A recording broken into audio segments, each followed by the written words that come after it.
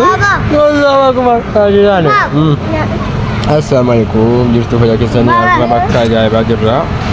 Piizaa jedhama jennaan. Piizaa nyaadhu malee jennaan kunoo piizaa nyaachaa jirra. Kunoo hambuutti waliin piizaa albaasaa jiru. Piizaan kana fakkaata. Maashaallah. Nyaarra lamuun jiru. Egaa maangoo waan arge amma immoo piizaatti garagaleera.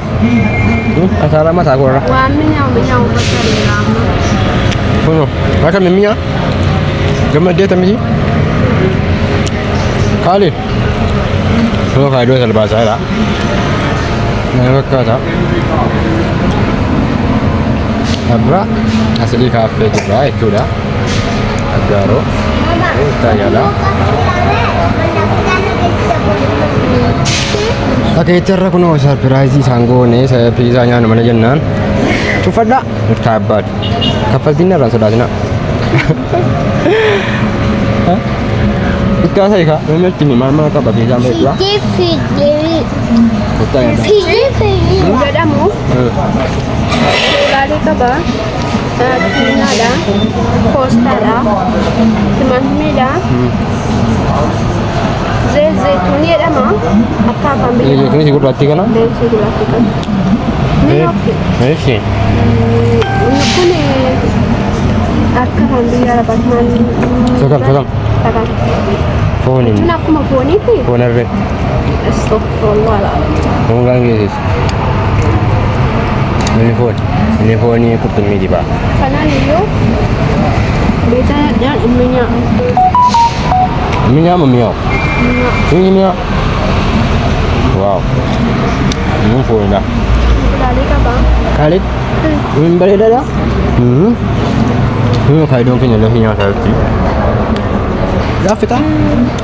Wallaahi ba Afgan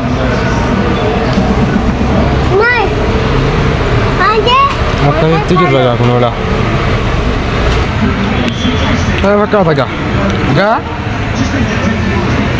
Maaltu gaarii kennaa maqaan inni faaba Maaltu dhufaa? Birinda Waan dhugoomu? bishaan waan dhugamu Adda bukaanatiin boorsisaa bal'aa Borsaan duwwaatti naaf kun oolu warra Waa tokko wanti borsaatti naaf haadhu hin jiru dhufanii ajajaa jiru Ajajuu Bayi Piizaan takka man karan nyaatama intinaa seetee fatiiraa waseetee moo Isiin kun immoo mucaa nu bira teessuudha dhaa keenya My brother and sister jedhamti maaliiti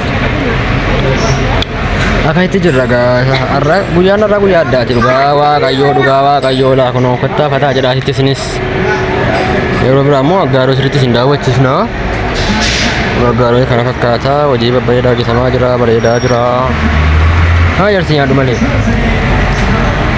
Maaliyaa kame nyaata maqaa fudhannee galla irraa maal ta'u? Nyaachuudhaan amma qofanatti nyaachuudha hordoftoota keenya Iyyazaaraa Iyyaddaa Akkas kana fakkaata